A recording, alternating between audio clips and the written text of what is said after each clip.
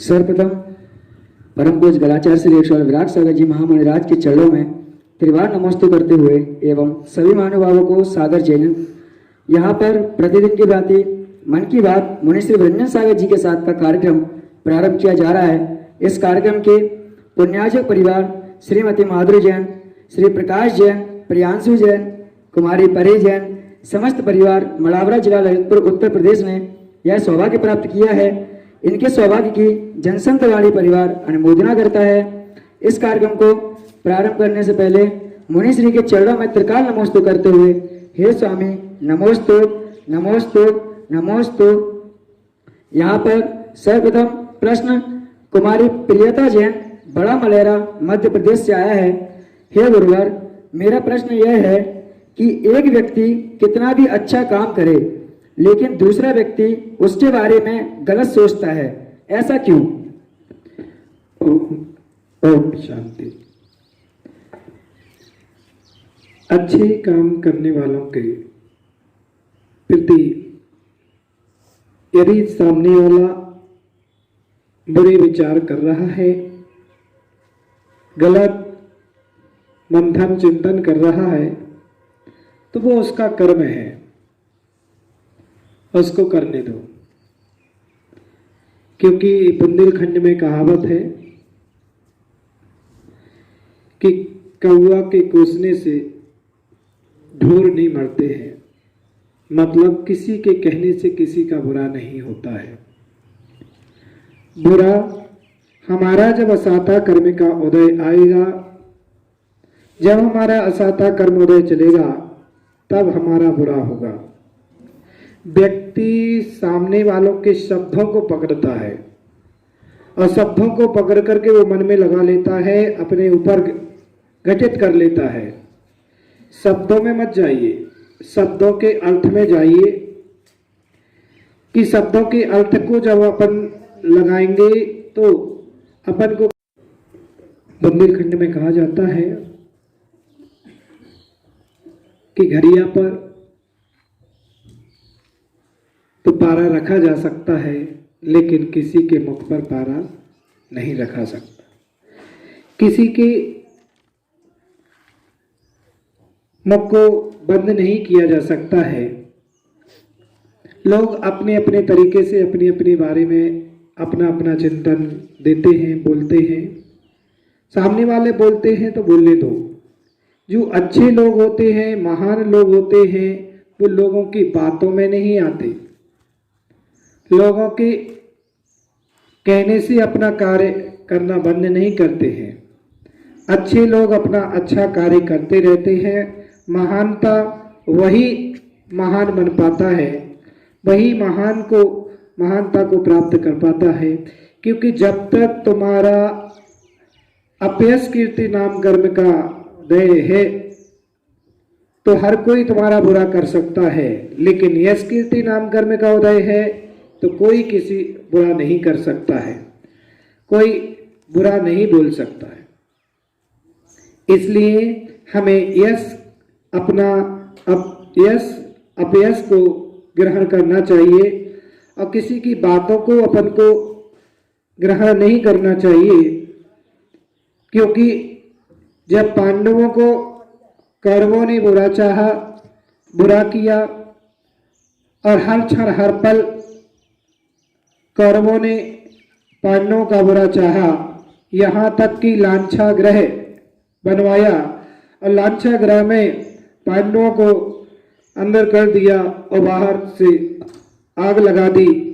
लेकिन उनका पुण्य कर्म था और पुण्य कर्म इतना तीव्र था कि उस लांछा ग्रह में से भी उनको निकलने का रास्ता मिल गया और वहां से भी निकल करके सुरक्षित बाहर आ गए। पांडव भी वहां से बाहर निकल करके आ गए। कौरव तो विचार कर रहे हैं कि उनके तो सब राम नाम सत्य हो चुका है, अस्थियां ही बची हैं, कुछ नहीं बचा। लेकिन जब पुण्य कर्म उदय होता है तो कोई कितना भी किसी के बारे में कुछ भी बोले तो उसका कोई असर उसको नहीं होता। इसलिए महान लोग अपनी महानता का परिचय देते हैं कि सामने वालों की बातों में फंसते नहीं हैं। कोई अपशब्दों का उपयोग भी करता है, कोई किसी भी तरीके से आपको नीचे गिराने की भी बात करता है। अब बातों को, शब्दों का उपयोग भी करता है, लेकिन फिर भी सामने वाला सहसा उसको स्वीकार कर लेता है और मुस्कुरा करके उसको जवाब दे देता है, उसका प्रतिकार नहीं करता है। ये महान लोगों की महानता है। इसलिए हमें यदि ऊंचाइयों को प्राप्त करना है, कुछ महान बनना है, अच्छे पद पर जाना है, तो हमें लोगों की बातों में फंस करके अपनी क्रियाओं को, अपने कार्यों को नहीं छोड़ना चाहिए। अपने कार्य, अपने लक्ष्य पर हमेशा ध्यान रखना चाहिए कि मेरा क्या लक्ष्य है। उस लक्ष्य के से नहीं भटकना चाहिए और आगे बढ़ते चले जाना चाहिए। धैर्यता बहुत बड़ी चीज है। लोग बोलते हैं सरलता ठगी जाती है, लेकिन सरल व्यक्ति ठगा नहीं जाता है। सरलता की बहुत बड़ी महानता सामने प्रकट होती। तात्कालिक उसको थोड़ा सा जरूर आता है, लेकिन उसका फल बाद में बहुत अच्छा मिलता है। इसलिए जो अच्छे लोग होते हैं उन्हीं की तो बुराई होती है। बुराई को बुरा करने वाले का बुरा करे तो क्या बुरा होगा? बुराई के बुरा नहीं होता है, अच्छाई की ही बुराई होती है। तो जो अच्छा करेगा उसकी बुराई जरूर होगी। बुराई से नहीं डरना चाहिए और आगे अपने लक्ष्य पर ध्यान रखना चाहिए। अपने लक्ष्य जब तक प्राप्त ना कर लो तब तक आप उससे, आपका निशाना उसी तरफ लक्ष्य पर बना रहे, उससे आप विचलित ना हो। इसके बाद यहाँ पर आहिर जी गुला ललितपुर से अपना प्रश्न पूछ रहे हैं। हे गुरुवर, इस संसार में चरित्रवान व्यक्ति ही महान क्यों बनते हैं? चरित्रवान ही श्रेष्ठ होता है, क्योंकि इस संसार में किसी व्यक्ति विशेष की पूजा नहीं की जाती है। किसी सामान्य व्यक्ति की पूजा नहीं की जाती। जब भी इस देश में किसी की पूजा की गई है तो चारित्रवानों की पूजा की गई है, गुणवानों की पूजा की है। जिसके अंदर अच्छे गुण हैं वो वही तो महान बनता है, वही पूजा का पात्र बन पाता है। तो हमारे देश में व्यक्ति विशेष की पूजा नहीं की गई है।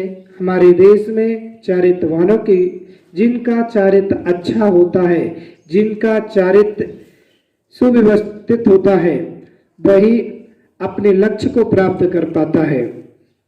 हमें चाहिए कि अपने चारित्र को शुद्ध करना चाहिए, चारित्र साफ रखना चाहिए। और जब हमारा चारित्र साफ होता है तो हमारी मंजिल हमारे नजदीक हुआ करती है। श्रेष्ठ व्यक्ति ही महानता को प्राप्त करते हैं। आप चारित्रवान बने। देश में अचारित्रवान तो बहुत है, जिनका कोई चारित्र ही नहीं है, जिनका कोई लक्ष्य नहीं है, जिनके कोई मंजिल नहीं है, ऐसे लोग तो बहुत हैं। लेकिन श्रेष्ठ वही है, वही महान है जो अपने चारित्र को अंगीकार करता है, चारित्र पर लक्ष्य रखता है, सुशील चारित्र बनाता है। हम अपने जीवन को, अपने सुयोग्य अपने जीवन को एक महानता को प्राप्त कराने के लिए जब भी इस देश में किसी का नाम लिया गया है तो वो श्रेष्ठ पुरुषों का, चारित्रवान पुरुषों का। यहाँ तो आचार्यों ने, शमंतभद्र स्वामी ने रत्नगंजा श्रावकाचार्य में भी एक गाथा में कह दिया है कि एक श्वान भी धर्म के प्रभाव से देव हो जाता है और देव भी कुधर्म के प्रभाव से वह श्वान हो जाता है। एक चांडाल भी पूज्य हो जाता है, एक चांडाल की भी पूजा की जाती है, वह भी देवों के द्वारा सम्मान को प्राप्त कर लेता है, उसके भी गुणों की पूजा की जाती है। तो यहाँ श्रेष्ठ व्यक्तियों की, गुण वालों की पूजा की गई है। ऐसा एक उदाहरण आता है कि चांडाल का जब एक नगर में राजन ने एक घोषणा कर दी कि इस अष्टान के महापर्व में कोई हिंसा नहीं करेगा और जो हिंसा करेगा उसको फांसी की सजा सुनाई जाएगी। और ये पूरा गांव में अनाउंस हो गया, सबने नियम का पालन किया। लेकिन राजा का ही पुत्र जो मांस लोलुप्ती था, उसको मांस खाने की आदत थी और वो चोरी छुपे उद्यान में गया और एक पक्षी को मार करके नीचे गिराया और उसका मांस भक्षण कर लिया। किसी ने उसको देख लिया और जाकर के राजन से ये बात कह दी। राजन ने सभा में बुलाया तो उस बालक ने स्वीकार कर लिया कि मैंने हिंसा की है। तो राजा ने कहा, न्याय सबके लिए एक सा होता है, उस चाहे वो पुत्र हो चाहे प्रजा, सबके लिए न्याय एक सा है। और राजा ने आदेश दिया कि इसको फांसी की सजा सुनाई जाए। फांसी की सजा कौन दे? तो चांडाल को बुलाया जाए। चांडाल को बुलाने के लिए सिपाही गए तो चांडाल ने देखा कि आज चतुर्दशी का दिन है और मैंने किसी दिगंबर मुनिराज से नियम लिया था कि मैं अष्टमी चतुर्दशी को कोई हिंसा नहीं करूंगा, और वह उसने आने से मना कर दिया। राजन के पास कुछ सिपाही द्वारा गए बुलाने के लिए उस चांडाल के लिए, और नहीं आया तो जबरदस्ती पकड़ करके लेकर के आए सामने। और जैसे ही लेकर के आए तो राजा ने कहा, मेरी आज्ञा का उल्लंघन करते हो? उसने कहा, राजन, मैंने एक दिगंबर संत से नियम लिया था। जब मेरा परिवार एक विपत्ति में था, बहुत बड़ी विपत्ति में फंसा हुआ था, एक दिगंबर मुनिराज के पास में गया और उनकी एक सर्प कालिया नाग ने मेरे परिवार के एक सदस्य को डस लिया था। और जब मैं एक मुनिराज के पास जैसे पहुंचा औषधि की पूछने के लिए, मुनिराज ध्यान अवस्था में बैठे थे। उनसे उसी समय हवा चली, हवा का झोंका उनके शरीर से स्पर्श होकर के मेरे जैसे परिवार के सदस्य को लगा, हवा लगी और वो बच्चा बिल्कुल स्वस्थ हो गया। उस जहर उसका पलायन कर गया। तो मुझे उस दिन से बहुत श्रद्धा दिगंबर साधुओं पर हो गई। तो मैंने उस दिन दिगंबर संत से नियम लिया था और मुनिराज ने नियम दिया था कि अष्टमी चतुर्दशी को हिंसा नहीं करना, क्योंकि मेरा काम हिंसा करना है। तो मुनिराज ने कहा, ठीक है, कम से कम अष्टमी चतुर्दशी को हिंसा का त्याग करना। और मैंने एक नियम लिया था दिगंबर संत से, इसलिए आज चतुर्दशी में हिंसा नहीं करूंगा। राजा ने कहा, मेरी आज्ञा का उल्लंघन करते हो? और तुरंत आदेश दिया मंत्रियों को कि इन दोनों को, जिसने हिंसा की थी पुत्र को और इस चांडाल को, दोनों को बोरे में भर करके समुद्र में फेंकाओ। और जैसे ही समुद्र में फेंकने के लिए गए सिपाही, तो जिसने पाप किया था, हिंसा की थी, राजा का पुत्र, उसको समुद्र में फेंका, वो जाकर के डूब गया। चांडाल को समुद्र में फेंका तो वहां का जल देवता प्रकट हुआ और जल देवता का आसन कंपायमान हुआ और उसने आकर के सिंहासन बना दिया और उस चांडाल को सिंहासन पर बैठाल करके ऊपर जल में से ले आया। तो राजन ने देखा तो धर्म की प्रभावना हुई। कहने का मतलब इतना है कि एक चांडाल भी धर्म के प्रभाव से पूज्य हो जाता है, देवों द्वारा वंदनीय हो जाता है, उसकी भी अर्चना होती है। श्रेष्ठ पुरुष, चारित्रवान पुरुषों की यहाँ पर पूजा की है। इसलिए जो चारित्रवान होते हैं वही श्रेष्ठ बनते हैं, वही उन्हीं की पूजा की जाती है। इसलिए हमें अपने जीवन में अच्छा चारित्र संयम धारण करना चाहिए, जिससे हमारी भी पूज्यता हो, हम भी महान बने। यहाँ पर अंतिम प्रश्न श्रीमती रश्मि जैन फिरोजाबाद उत्तर प्रदेश से अपना प्रश्न पूछ रही है। हे स्वामी, दोष चरित्र वाले स्त्री पुरुष को सभी हे दृष्टि से क्यों देखते हैं? उनका असाता कर्म इतना तीव्र चल रहा है, पाप कर्म, कि उनकी दृष्टि ही पाप में जाती है। जैसे एक चील होता है,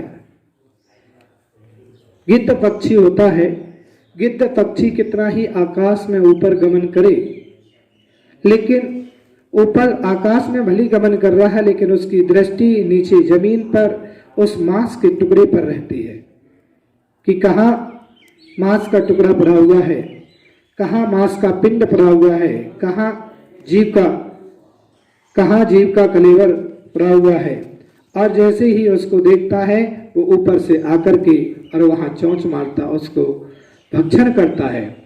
तो जो दुष्टहीन प्राणी है, जो चारित्रविहीन प्राणी है, जिनका असाता तीव्र कर्म में उदय चल रहा है पाप कर्म का, वो दुष्टता ही देखता है।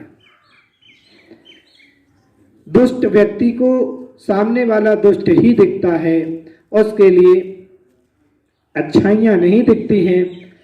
अच्छे लोगों को अच्छे लोग ही सब नजर आते हैं, बुरे लोगों को सारी दृष्टि में, जिसको पीलिया रोग हो गया है उसको हर वस्तु पीली दिखती है। पीलिया रोग वाले को हर वस्तु पीली दिखती है। दीवाल भी देखेगा तो कहेगा ये पीली है, क्योंकि उसको रोग है। ऐसी जिसको असाता कर्म का उदय है, दुष्ट लोग हैं, उनको हमेशा दुष्टता ही दिखती है, उनको अच्छाइयाँ नहीं दिखती हैं, अच्छे गुण नहीं दिखते हैं। हमें बुरी दृष्टि नहीं, हमें अच्छी दृष्टि से अच्छे चारित्रवानों को देखना चाहिए। यदि हमारा पुण्य कर्म साता कर्म है तो हम दूसरे सामने वालों को भी अच्छा ही देखने का प्रयास करेंगे, अन्यथा हमारी भी दृष्टि कुदृष्टि होगी।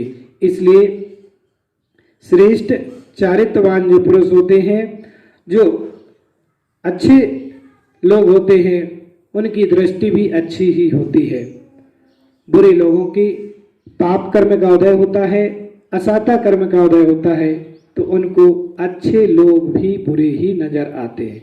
जैसे कि दिगंबर मुनिराज यदि जब नगर में से कहीं से निकलते हैं तो जो अच्छे लोग होते हैं तुरंत हाथ जोड़ करके सिर मस्तक कर झुका लेते हैं, लेकिन दुष्ट लोग जो होते हैं तो उनको इस तन में भी उनको विकृति दिख रही है, मलिन शरीर दिख रहा है, उनको गिलानी आ रही है, उनको ऐसा लगता है कैसा ये व्यक्ति जा रहा है, इसका शरीर पर कोई वस्त्र भी नहीं है।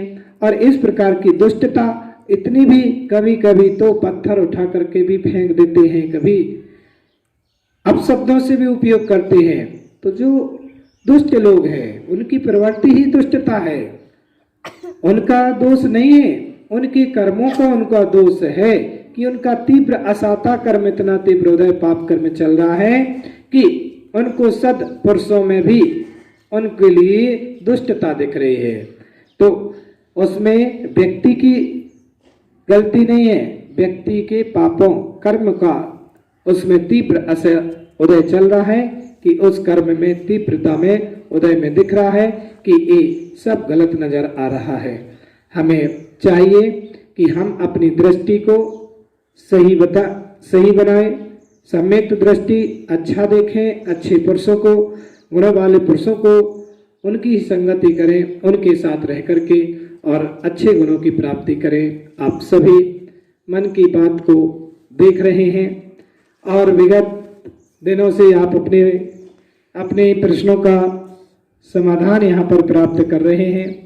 आप सभी भक्तों के लिए बहुत बहुत मेरा मंगल आशीर्वाद है कि ऐसे ही आप जिनेंद्र भगवान की वाणी का रसवादन करते रहें, जिन धर्म का, जिन शासन का, धर्म की प्रभावना करते रहें। आने वाले समय की 27 तारीख को शरद पंचमी महापर्व पर आप सभी शरद पंचमी के पर्व पर अपनी शरद की आराधना करें, जिनवाणी की सुरक्षा व्यवस्था करें।